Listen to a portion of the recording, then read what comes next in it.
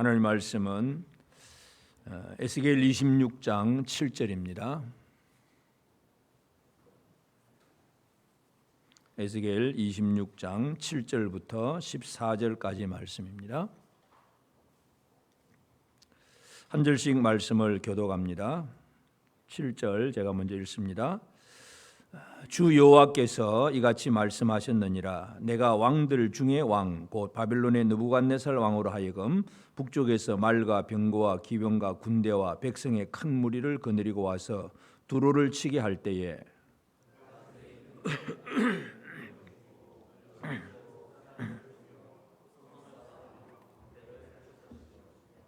공성태를 가지고 내 성을 치며 도끼로 망대를 찍을 것이며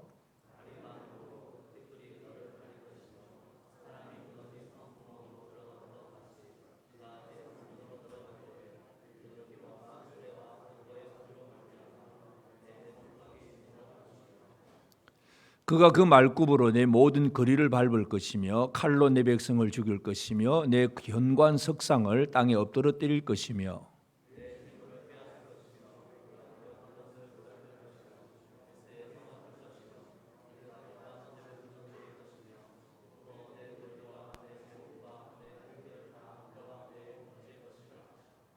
내가 내 노래 소리를 그치게 하며 내 수금 소리를 다시 들리지 않게 하고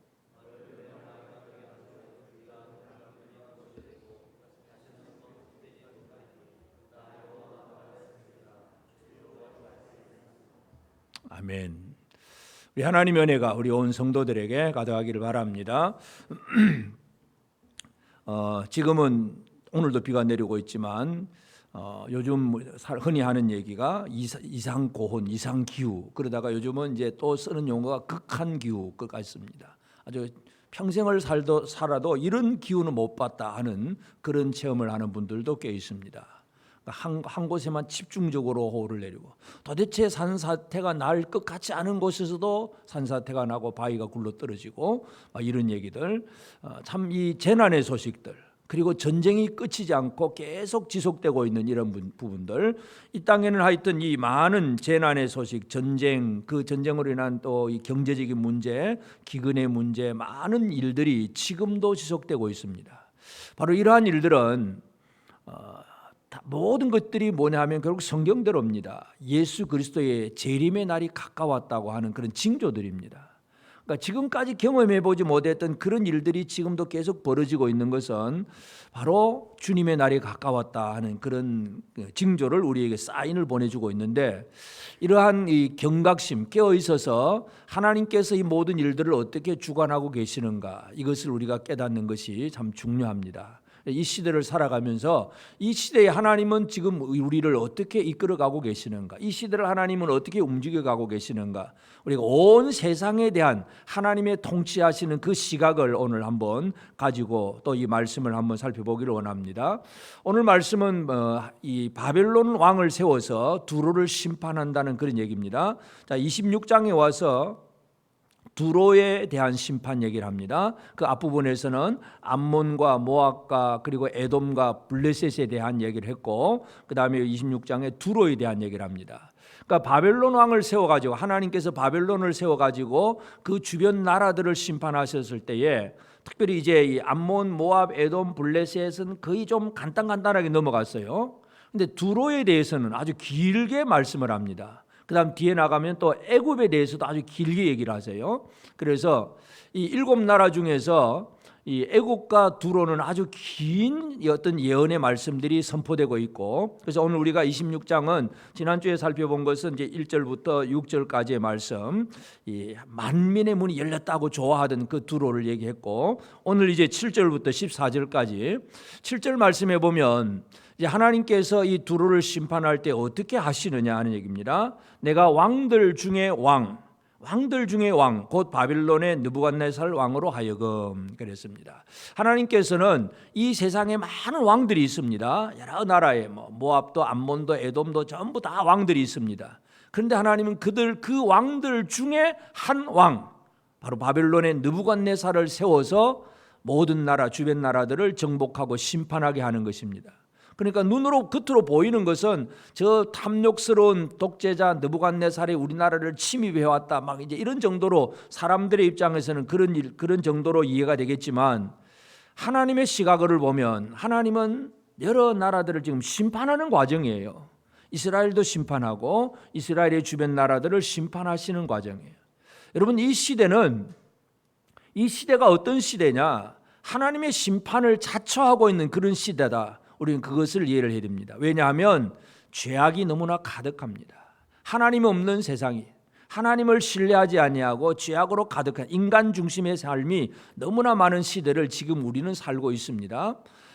그걸 우리가 일일이 다 예를 들 수 없지만, 예를 들어서 우리나라의 제일 선교사를 많이 처음에 보냈던 그 영국 같은 나라만 봐도, 영국에 우리가 그 신앙 고백을 하고 하여튼 진짜 믿음 좋은 그런 신앙 생활을 하는 분들이 참 많았는데, 요즘은요 이 영국이 그냥 거의 이슬람화 되어 있을 정도로, 그래서 그곳에서 마음 놓고 복음을 전할 수가 없고, 그래서 이슬람을 향해서 막 이 차별금지법이 생겨가지고 그냥 그 사람들에 대해서 비판하고 정죄하면 막 고소 고발이 들어가고, 그러면 또 감옥에 가든지 벌금을 내야 되든지, 하여튼 설교도 제대로 할 수 없는 그런 시대.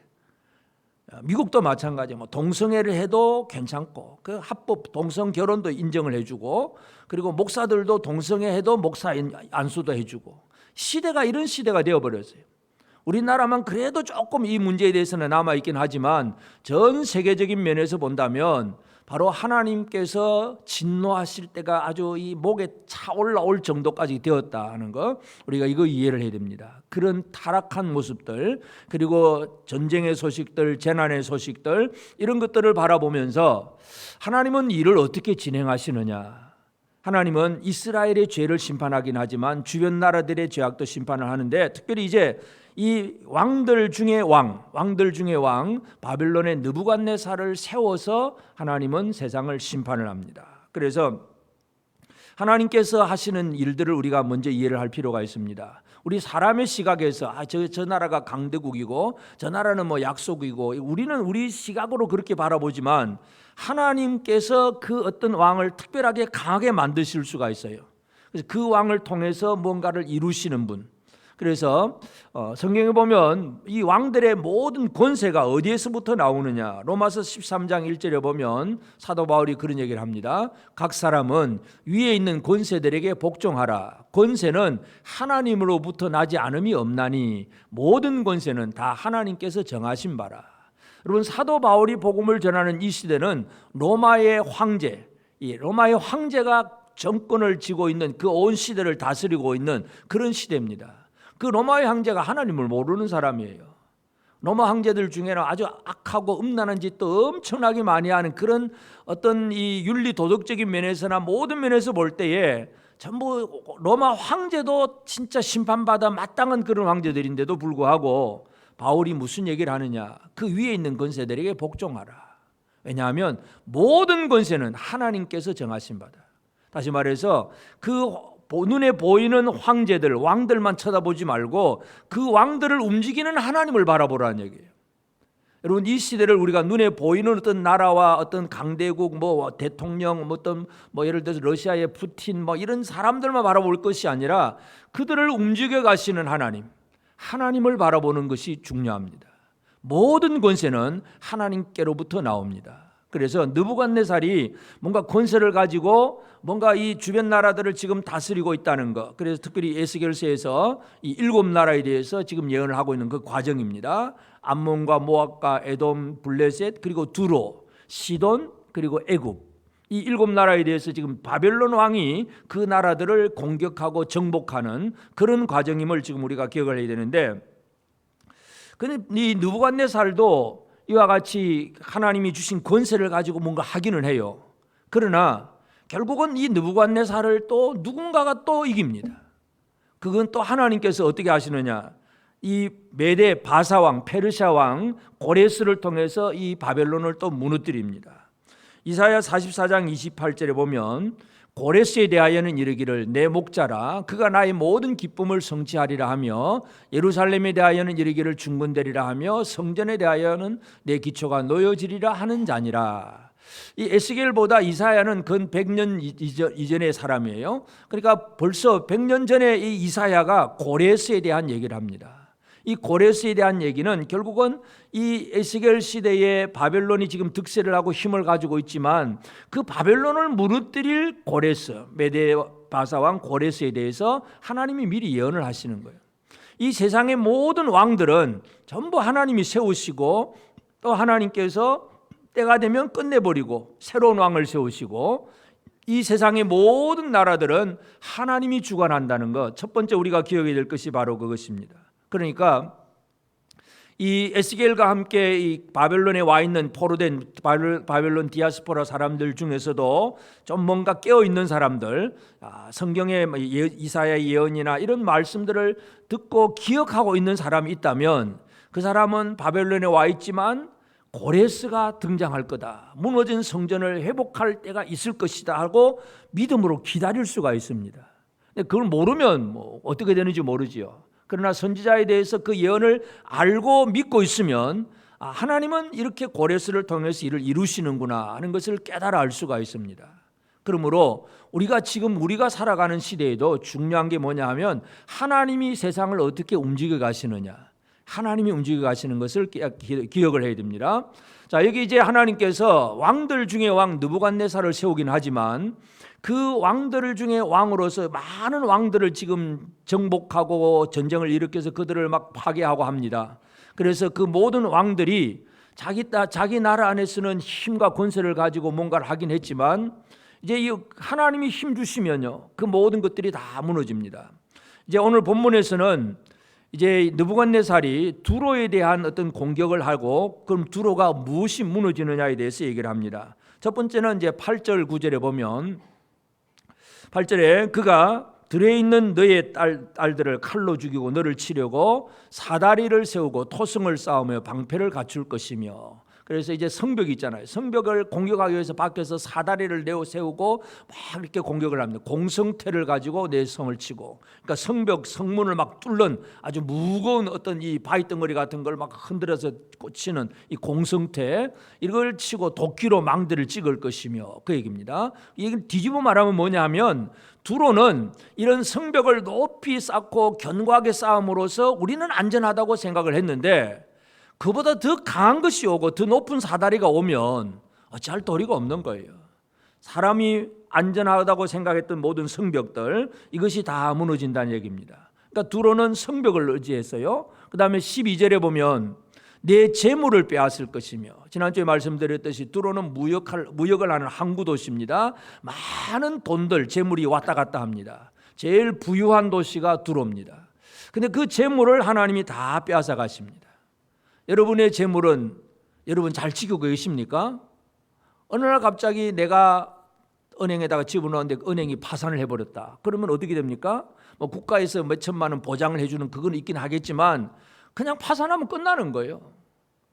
여러분, 이 재물이 없어지는 것은 순식간입니다. 두로가 그 많은 재물을 의지했지만 그 재물을, 풍부한 재물을 빼앗을 것이다, 그런 얘기를 했습니다. 그 앞에 11절도 보면 그가 그 말굽으로 내 모든 거리를 밟을 것이며 칼로 내 백성을 죽일 것이며 내 견고한 석상을 땅에 엎드러들 것이며, 석상 우상이에요. 두로가 섬기는 그 신상들, 이 신상 우상도 땅에 엎드러뜨릴 것이다.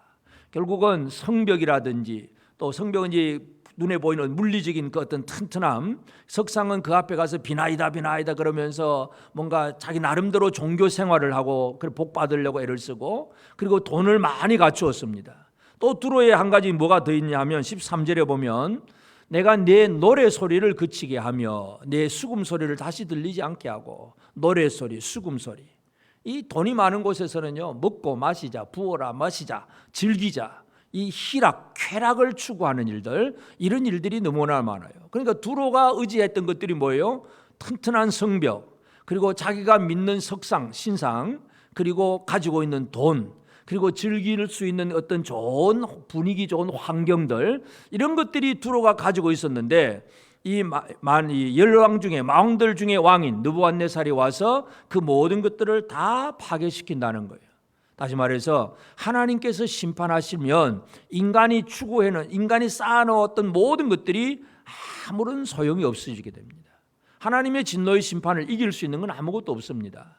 물론 우리가 예를 들어서 작은 이제 물기를 잡기 위해서 사대 강도 하고 수문도 만들고 보도 만들고 해야 된다 안 해야 된다 그런 사례도 하잖아요. 이런 어떤 치산치수, 이것은 옛날부터 이 나라를 다스리는 왕으로서 중요한 일이 치산치수예요. 산을 다스리고 물기를 다스리는 거 아주 중요한 일이었습니다. 그래서 어느 정도는 할 수 있어요. 그런데 예를 들어서 100년 만에 한번 내릴까 말까 한 비, 아니면 성경에 나오는 노아 홍수, 이 정도 내리면 인간이 어떤 노력을 한 것 가지고도 아무 소용이 없는 거예요. 하나님의 방법 아니면 사람의 노력은 소용이 없습니다. 그래서 하나님의 진노의 심판 앞에 사람들이 쌓아놓았던 모든 것들은 순식간에 다 무너집니다. 이것이 바로 사람들이 가지고 있는 한계점입니다. 그러면 이 왕들 중에 왕 느부갓네살이 두로를 그렇게 무너뜨리는데, 그러면 이 느부갓네살은 또 어떤 한계를 가지고 있느냐? 아까 말씀드렸듯이 느부갓네살도 결국은 물론 그 아들 때 죽긴 하지만 바벨론 나라가 멸망을 당합니다. 메데 바사 제국에 의해서.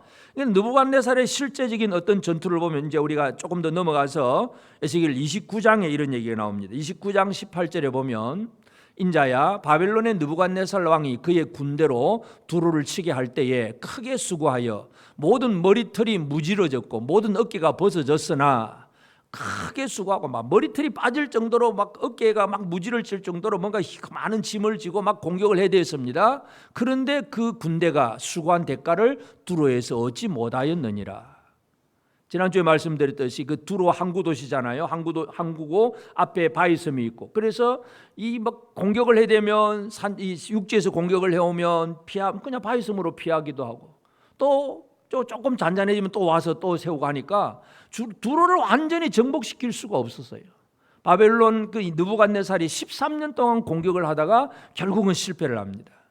그러니까 29장 18절의 말대로 그 수고한 대가를 두로에서 얻지 못하였느니라. 두로가 많은 것을 그저 가지고 있는 게 무너지긴 했지만 결과적으로 보면 이 느부갓네살도 두로를 이길 수가 없는 거예요. 버티는 데는 못 이깁니다. 지난주 말씀드렸듯이 그 나중에 헬라의 알렉산더가 와서 이제 두로를 완전히 무너뜨리긴 합니다. 그래서 중요한 것은 이 왕들이 자기가 가지고 있는 것을 가지고 뭔가 힘을 쏟고는 있지만 다 한계가 있다는 것.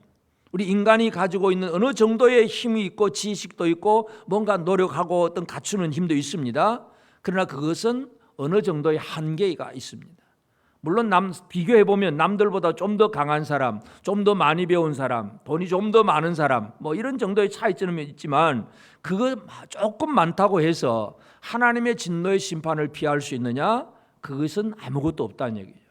부자든 가난한 사람이든 힘이 있는 사람이든 힘이 없는 사람이든 서로 도토리 키재기를 하고 있지만 하나님의 진노의 심판 앞에 인간은 한계를 드러낼 수밖에 없다.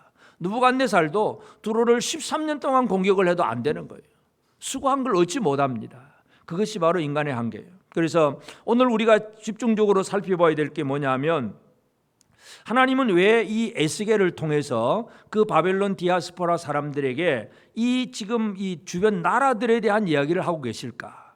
이거 우리가 전체적으로 한번 살펴봐야 됩니다. 우리가 에스겔서를 보면 흔히 이제 우리 목사님들 중에서도 에스겔 그러면 참 힘들고 어려운 성경이다 그래가지고 중간에 몇 개 아주 좀 많이 쓰는 본문 빼고는 에스겔서를 잘 안 다루기는 해요. 그러나 이제 하여튼 크게 보면 제일 첫 번째가 뭐예요? 하나님께서 그 하늘 보좌 영광 위에 계신다는 거잖아요.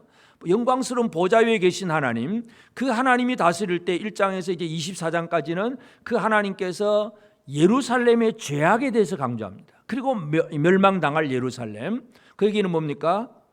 바로 바벨론 디아스포라 사람들에게 우리가 왜 망하느냐 깨닫게 하고 뉘우치고 회개하라는 얘기가 이 에스겔 1장부터 24장 얘기입니다.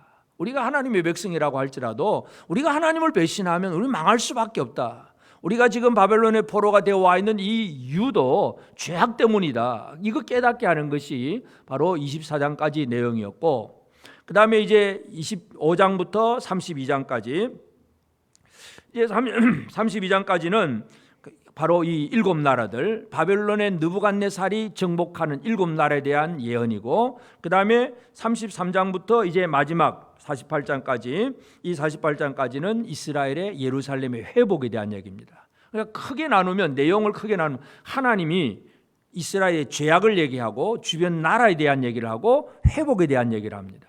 그러니까 이걸 왜 하나님이 이렇게 얘기하셨을까? 우리는 이 에스겔서 전체를 이제 바라보는 그 시각을 가지고 잘 이해를 해야 됩니다. 그러면 예를 들어서 그냥 중간에 이거 없이 그냥 죄를 지었다, 그러나 나는 회복할 거다, 그러면 그것만 해도 얼마나 은혜스러운 거예요. 그것만 해도 진짜 우리가 잘못했는데 하나님 회복시켜 주는구나, 감사하다, 이렇게 생각이 되겠지만, 성경을 읽다 보면 참 재미없는 구절이기도 하고요. 여러분 성경 에스겔서 읽으면서 지금 24장 25장 읽어가면서 그 뭔가 이해가 되거나 감동이 되거나 재미가 있으십니까? 솔직히 읽어도 무슨 뜻인지 모르기도 하고, 도대체 왜 성경은 이런 구절을 써놨을까 이해가 안 되기도 하고 그렇습니다. 근데 중요한 게 뭐예요? 하나님은 그 얘기를 하고 계신다는 얘기예요. 그 말씀을 하는 데는 분명한 이유가 있기 때문에 그랬어요. 바벨론 디아스포라 백성들에게 에스겔을 통해서 이 에스겔 중심에 놓여 있는 24장부터 32장까지 이 가장 중간에 놓여 있는 이 얘기를 이 두로나 특별히 애굽에 관해서 길게 얘기하고 있는 목적이 뭐냐? 바벨론 디아스포라 포로된 백성들이지만 주변 나라들에 대한 바른 세계관을 가지도록 눈을 열어주시는 것이 하나님의 의도가 목적이에요. 우리가 예수를 믿는다고 할 때에 나 예수 믿고 이제 천국 가, 이거 그 정도가 아니라 이 땅에서 주변에 일어나고 있는 모든 나라들 있던 이 상황들을 바라보면서 어떻게 살아가야 되느냐, 이것도 우리에게는 이 땅의 삶이 중요하잖아요.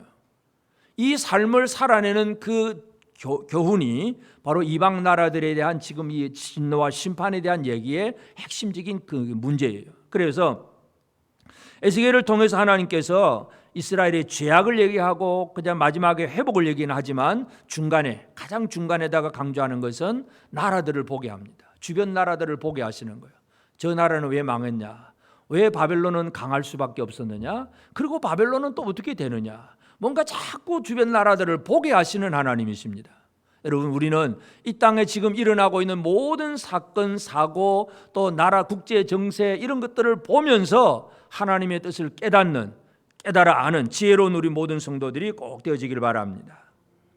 하나님의 의도와 목적은 하나님의 백성들이 그냥 이 땅에서 예수 믿고 천국 그 정도의 생활이 아니라 이 땅을 살아가면서, 이 시대를 살아가면서 어떻게 살아내야 되는지를, 그 지혜를 가르치고 삶의 방법을 가르치고 목적을 가르치시는 것, 이것이 바로 이 바벨론 왕을 세워서 7나라들을 심판하시는 하나님의 그 일들을 이렇게 들려주는 목적이에요. 이걸 우리가 잘 이해해야 됩니다. 그렇지 않으면 우리 신앙생활은 늘 교회 안에만 머무르게 됩니다. 우리끼리 잘 먹고 우리끼리 뭔가 교제하고 우리끼리만 뭔가 하고 세상하고는 전혀 상관없는 그런 생활을 살게 됩니다. 예수 그리스도는 결코 그렇게 우리를 가르치지 않습니다. 그래서 하나님께서 이제 이 왕들 중에 왕 바벨론 느부갓네살을 세워서 두로를 이렇게 심판하신다고 하는 얘기, 이 얘기를 왜 하셨는가, 그 의도와 목적, 이것을 좀 우리가 깊이 깨닫게 되기를 바랍니다. 그러면 아까 말씀드렸듯이 이 느부갓네살이 참 강력한 왕이 되어서 왕들 중에 왕으로서 모든 나라들을 정복을 합니다. 성경에는 늘 이제 숫자가 아주 상징적으로 강조되죠. 바벨론이 정복한 나라를 7나라로 얘기를 하는 거예요. 7이라고 하는 것은 완전수입니다. 그래서 암몬과 모압과 에돔과 블레셋, 그리고 두로와 시돈과 애굽, 그 주변 나라들 또 좀 더 있어요. 있는데도 불구하고 그 다른 7나라만 얘기한다는 것은 결국 완전하게 모든 나라를 얘기하는 거예요. 그래서 주변의 모든 나라들을 바벨론 왕이 심판하는 것 같은데, 그런데 바벨론도 한계가 있다는 얘기잖아요. 이걸 우리가 이해하는 것이 가장 중요합니다. 세상에 하나님께서 강력하게 세우는 어떤 세력이 있을 수 있습니다. 그 세력이 아까 말씀드렸듯이 로마 황제처럼, 또 느부갓네살도 마찬가지고 우상 숭배자이기도 하고 독재자이기도 하고 막 살인자이기도 하고 뭔가 그렇게 잘못된 사람일 수도 있어요. 그런데도 하나님은 그를 통해서 나라들을 정복하고 심판하십니다. 그래서 진짜 이 세상에 참 강력한 왕이 등장을 하는데, 그러나 진짜 왕은 누구냐? 오늘 우리가 깊이 생각해야 될 부분, 진정한 왕은 누구냐? 한계가 없는 왕은 누구인가? 이것이 오늘 우리가 깊이 생각해야 될 부분입니다. 여러분, 왕으로서 하나님의 권세를 가지고 모든 것을 주관하시는 만왕의 왕은 누구십니까? 예수 그리스도입니다.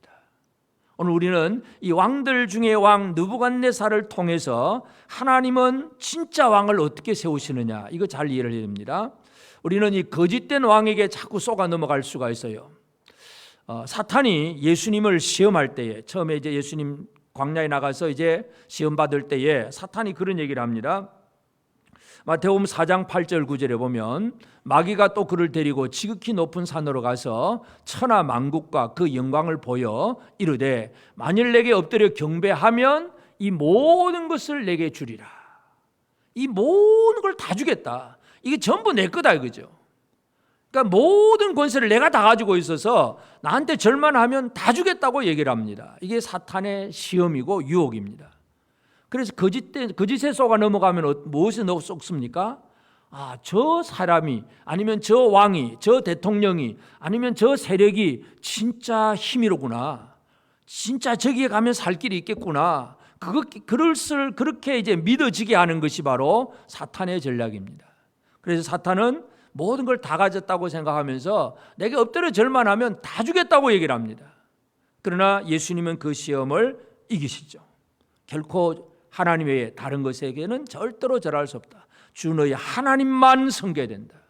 하나님께만 경배해야 된다. 이것만 제대로 알면 그 유혹의 시험을 이겨나갈 수가 있습니다. 예수 그리스도는 어떤 분이냐? 계시록 17장 14절 그들이 어린 양과 더불어 싸우려니와 어린 양은 만주의 주시요 만왕의 왕이시므로 그들을 이기실 터이요 또 그와 함께 있는 자들 곧 부르심을 받고 택하심을 받은 진실한 자들도 이기리로다. 만왕의 왕, 만주의 주의 특징이 뭡니까? 이기리로다. 이기리로다.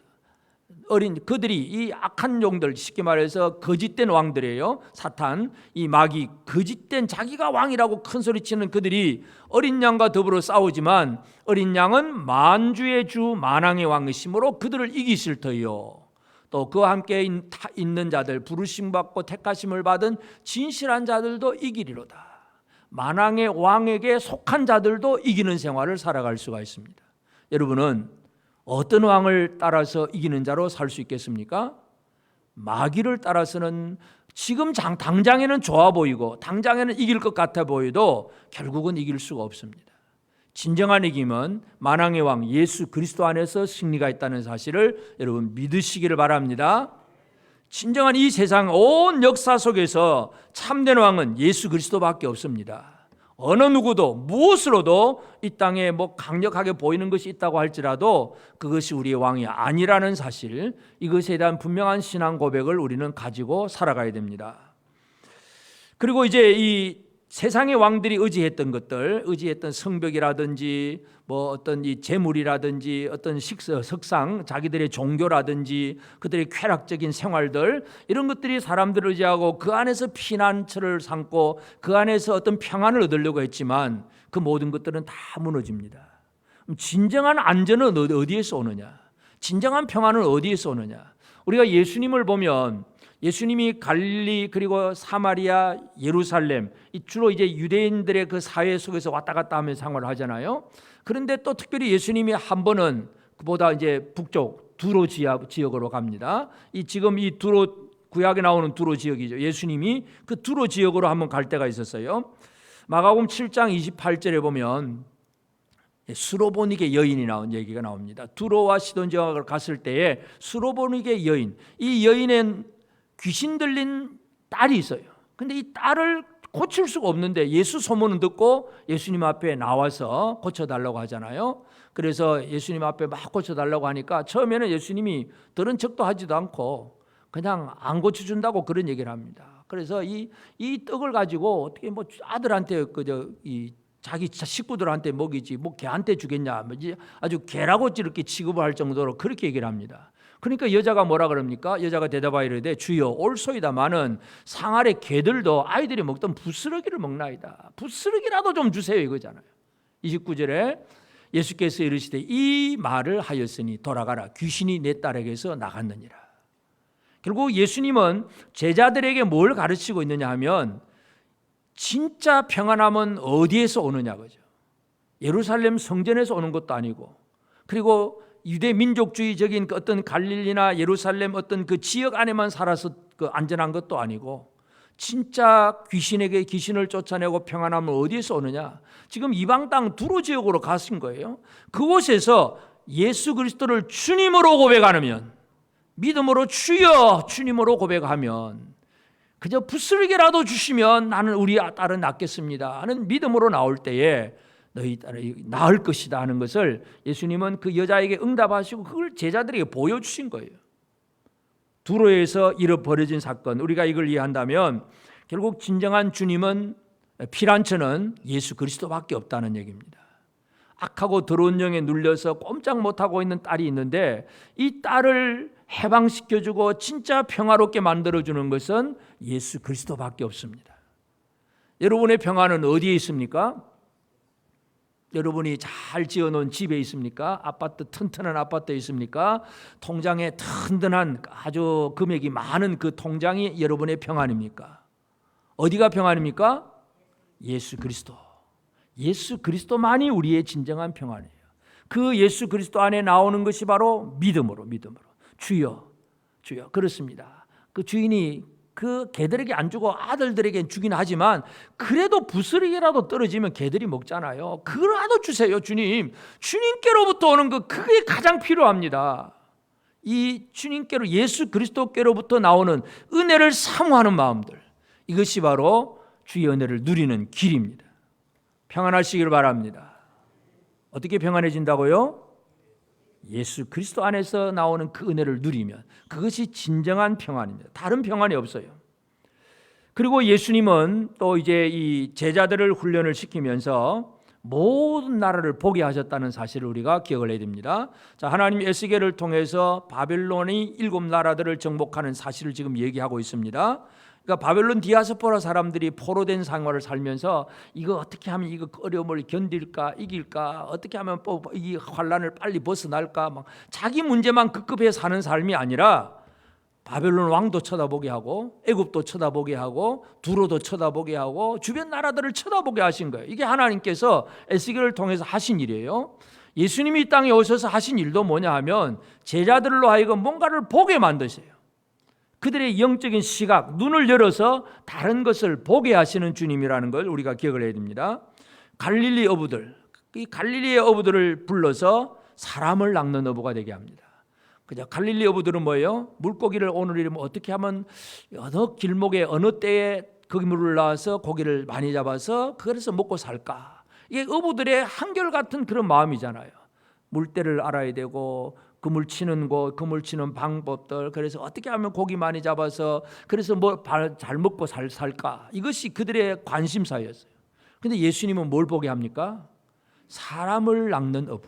물고기가 아니라 너희는 사람을 낚는 어부야. 우리는 전혀 그런 생각이 없는데 사람 낚는 어부라는 새로운 시각을 심어주는 것이 바로 예수 그리스도입니다. 여러분은 어떻습니까? 열심히 돈 벌어서 잘 먹고 잘 사는 그것만 하면 됩니까? 어떻습니까? 사람을 낚는 어부가 되셨다고 믿으십니까? 안 믿어집니까? 아멘이 아무도 없네요. 주님은 여러분을 어떤 사람으로 만드셨어요? 눈을 열어서 나는 이거 할 수 있겠구나, 나는 이런 삶을 살아야 되겠구나, 뭔가 깨달아지고 보여지는 것, 이게 중요하잖아요. 예수님은 갈릴리 어부들을 불러가지고 사람을 낚는 어부 만듭니다. 그러면서 그 사람을 낚는 어부를 어디까지 보내느냐 하면 마가복음 16장 15절 16절에 보면 또 이르시되 너희는 온 천하에 다니며 만민에게 복음을 전파하라. 믿고 세례를 받는 사람은 구원을 얻을 것이요 믿지 않는 사람은 정죄를 받으리라. 온 천하를 다니며 만민에게 복음을 전하라. 여러분은 온 천하 만민을 쳐다보십니까? 눈에 보이십니까? 안 보이십니까? 온 천하 만민이 여러분의 생각 속에 들어 있습니까? 아니면 그냥 나만 잘 먹고 잘 살면 되고 그냥 우리 집안 잘 되면 되고 우리 자식 잘 되기만 하면 되고 그냥 그 생각의 수준이 아주 좁은 사람이냐, 온 천하 만민을 쳐다볼 수 있는 사람이냐. 예수는 제자들을 갈릴리 그 깊은 골짜기. 여러분 갈릴리라고 하는 지형을 우리가 알다시피 갈릴리라고 하는 그 지형은요, 우리가 흔히 해발 뭐 산 몇 미터 그렇게 높이를 잴 때 바다 수평선이 그 기준이잖아요. 갈릴리는 바다보다 200m가 낮은 곳이에요. 그러니까 더 아주 깊숙한 곳이에요. 그보다 이제 더 요단강이 흘러내려가서 이제 사해는 이제 해발 마이너스 400m까지 내려가는데, 그러니까 그 깊숙한 곳에 그냥 막 이 깊은 웅덩이에 있는 그 웅덩이 속에서 그냥 살고 있는 그 갈릴리 어부들을 예수님은 뽑아내서 온 천하를 보게 하시고 가게 하세요. 예수님이 보게 하신 것을 보는 우리 모두가 되어지길 바랍니다.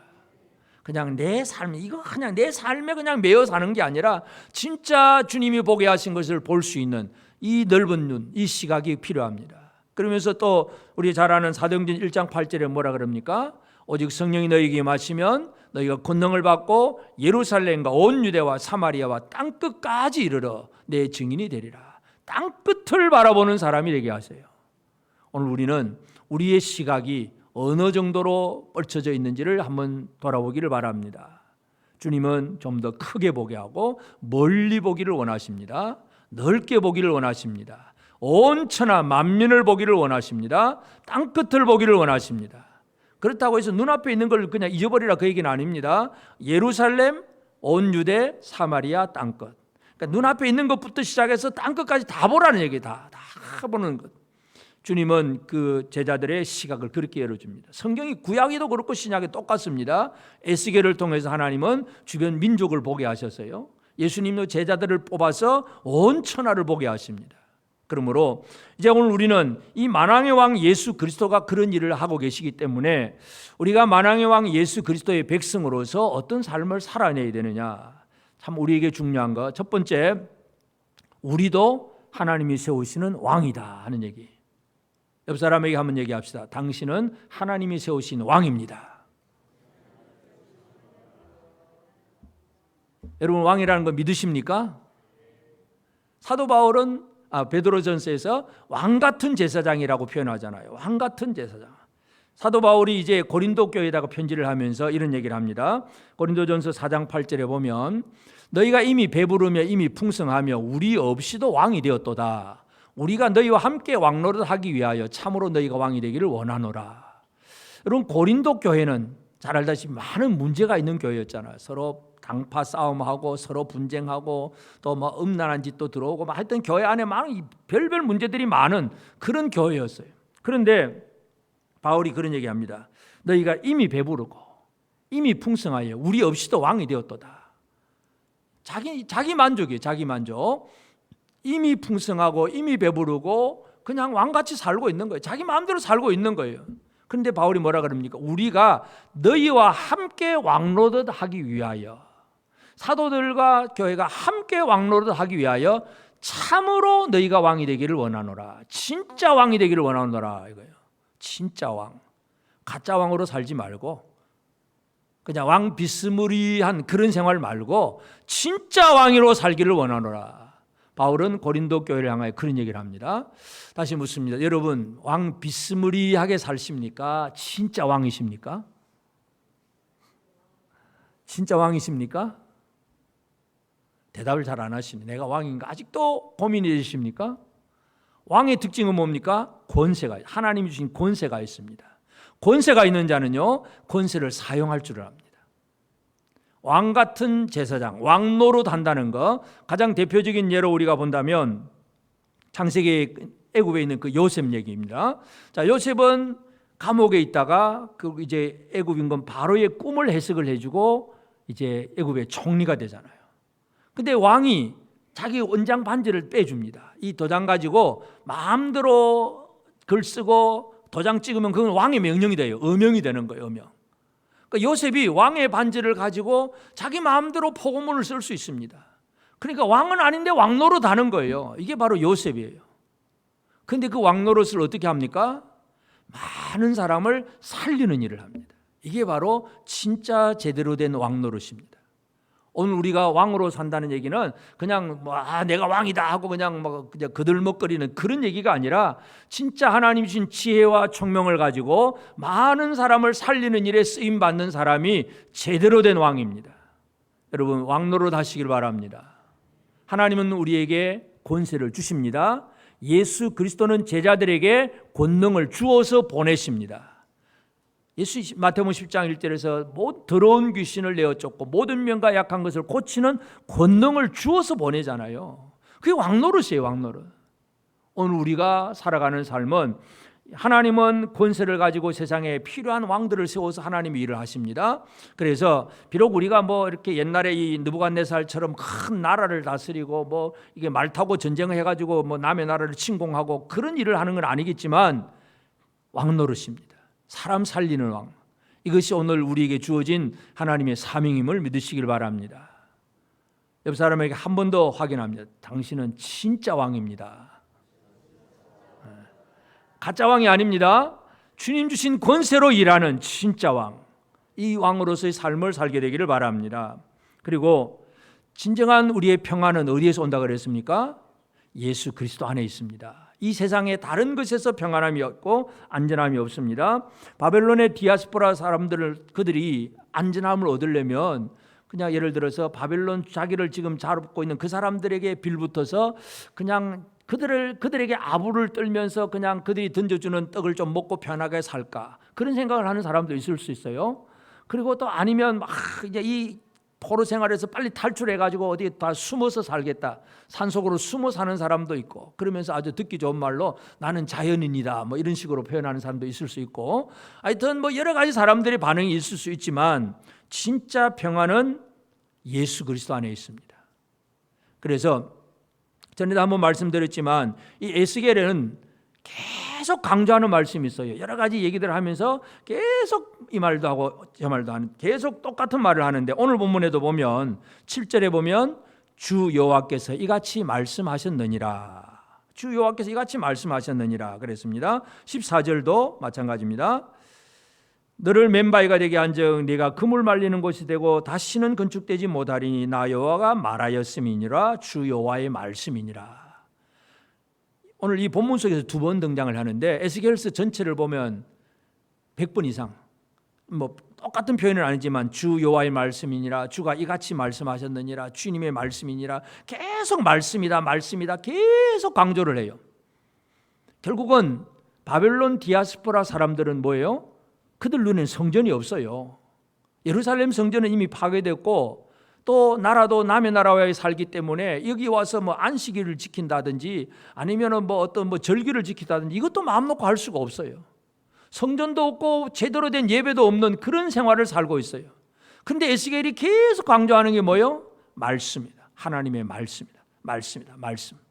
결국은 우리가 이 땅에 살아갈 때 제일 중요한 것이 뭐냐? 말씀이에요. 근데 그 말씀이 누굽니까? 예수 그리스도가 말씀이에요. 그러니까 우리가 주 안에 산다는 얘기는 뭐예요? 말씀 안에 산다는 얘기입니다. 이것이 평안입니다. 여러분, 말씀 안에 삶으로서 진정한 평안을 누릴 수 있음을 믿으시길 바랍니다.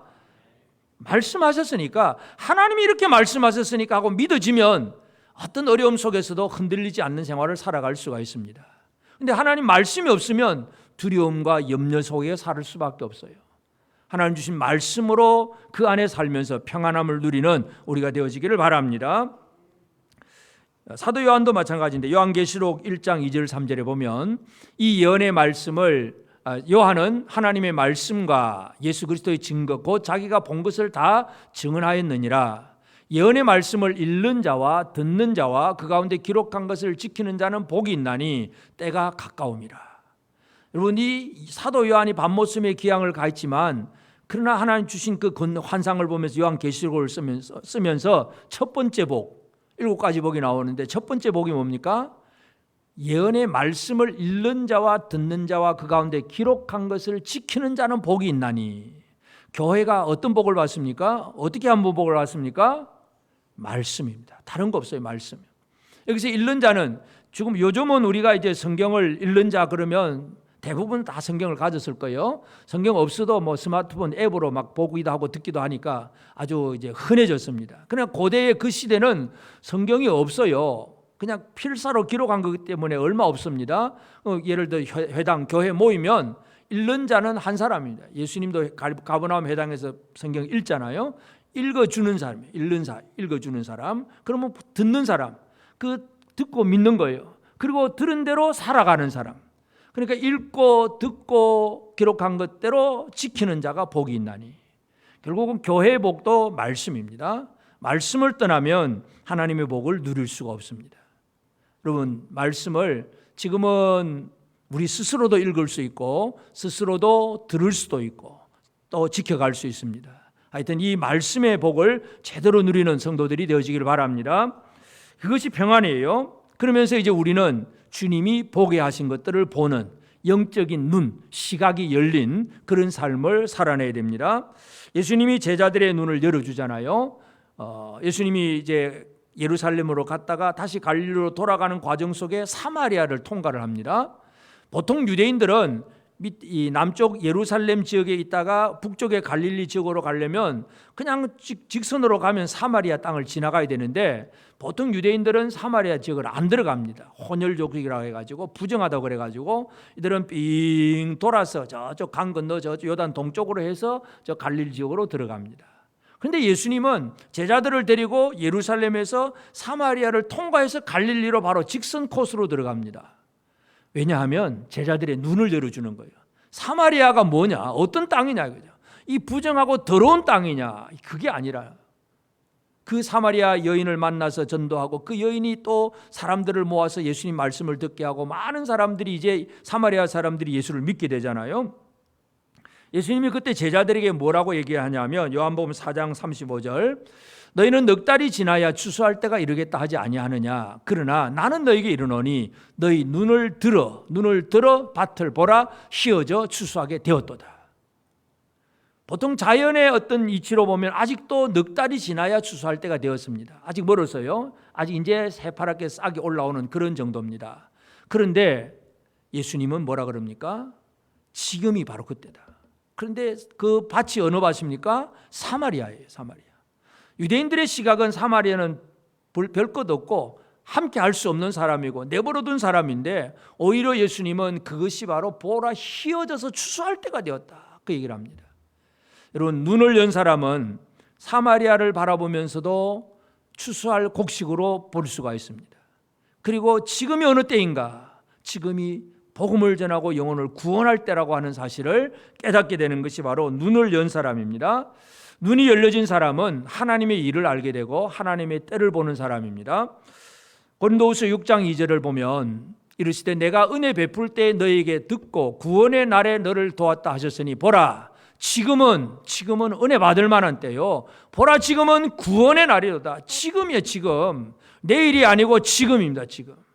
지금 구원을 받고 지금 은혜 받을 때이고 지금 복음을 전하고 지금 생명을 살리는 이 일을 해야 될 때라는 사실, 이것을 분명히 강조하고 있습니다.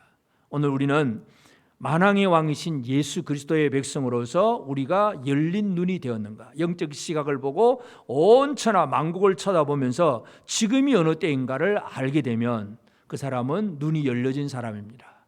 우리 모든 성도들이 열려진 눈으로 살게 되기를 바랍니다. 하나님의 일이 무엇냐, 지금이 어느 때인가, 이거 깨닫고 아는 사람이 눈이 열린 사람이에요. 보라 휘어져 추수할 때가 되었도다. 이 사마리아 사람을 보면서 이 사마리아 동네에 들어가서 이것이 추수할 곡식이고 알곡이고 지금이 그때라고 주님 말씀하잖아요. 그런 시각을 제자들에게 지금 심어주는 거예요. 그들의 눈을 열어주는 거예요. 오늘 우리가 하나님의 말씀 안에서 저와 여러분 모두의 눈이 열려지기를 바랍니다. 그래서 하나님의 일이 무엇이고 지금 할 일이 무엇인가를 깨달아 아는 그런 우리가 되어서 주님이 우리에게 원하시는 일들을 감당합시다. 하나님은 왕들 중에 왕 느부갓네살을 세워서 주변의 7 나라들을 정복하게 하시고 그 나라들의 잘못에 대해서 진노하고 심판하신 왕입니다. 그러나 예수 그리스도 만왕의 왕은 제자들을 세워서 땅끝까지 복음을 전해서 그 많은 연로왕 민족들 만민 중에서 구원받을 자들을 구원하시는 분이 바로 주님이십니다. 그 일에 그 만왕의 왕이신 주님 안에서 제대로 쓰임받는 저와 여러분 모두가 되어지기를 주의 이름으로 축복합니다.